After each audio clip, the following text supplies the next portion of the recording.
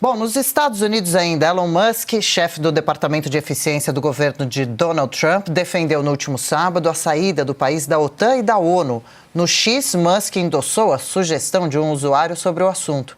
A afirmação de Musk está alinhada com o discurso de Trump, que já contestou a relevância da OTAN e exigiu que países membros aumentassem seus investimentos em defesa.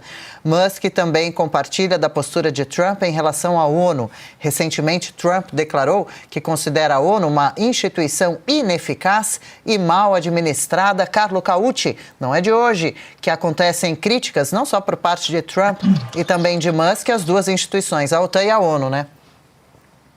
Pois é, Adriana, são dois problemas muito parecidos. Os americanos pagam para os outros. O pagador de impostos americanos está financiando aquilo que em inglês se chama de free rider, ou seja, a turma que não paga a passagem do ônibus, a turma que não paga o financiamento dessas organizações. Exemplo, na OTAN temos mais de 50% do orçamento da instituição que é financiado pelos Estados Unidos.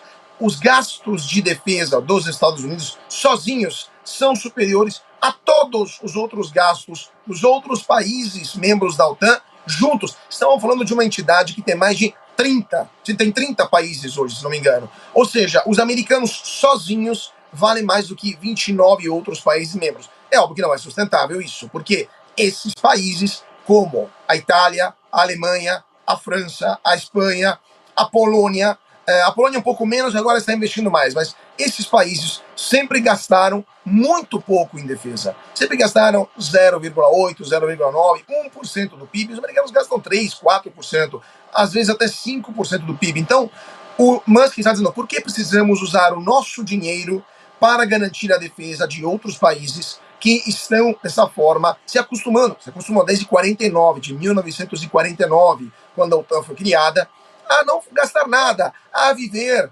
sem ter que se preocupar com sua defesa. É óbvio que isso tem que acabar. Pelo menos esses países devem tomar a sua responsabilidade.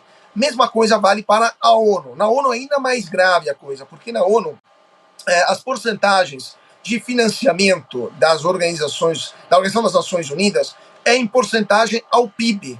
Só que é o PIB de quando a ONU foi criada, em 45, quando os americanos representavam quase 2/3 do PIB do mundo, né? Os americanos eram o país mais rico do mundo, mas muito, muito mais do que os outros. Hoje as coisas estão se reduzindo, essa distância está se reduzindo, a China está crescendo e muito. Na época a China era absolutamente irrelevante do ponto de vista do PIB.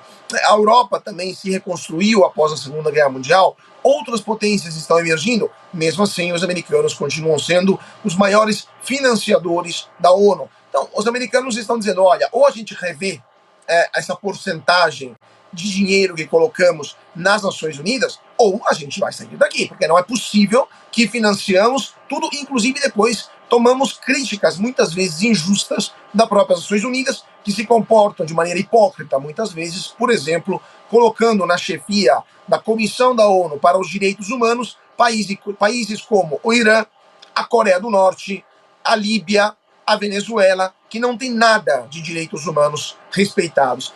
Então, temos dois grandes problemas na OTAN e na ONU, que se resume, na verdade, em uma grande só palavra, que é hipocrisia. Hipocrisia dos europeus em pedir para os americanos garantir a sua segurança e pagar por sua segurança. Hipocrisia dos outros países membros da ONU, que continuam fazendo vista grossa ao fato que os americanos estão pagando boa parte do orçamento da ONU e eles sequer aumentam a sua cota, porque no final das contas as porcentagens do PIB não são revistas. Então, no final das contas, é uma grande questão de hipocrisia às custas do contribuinte americano.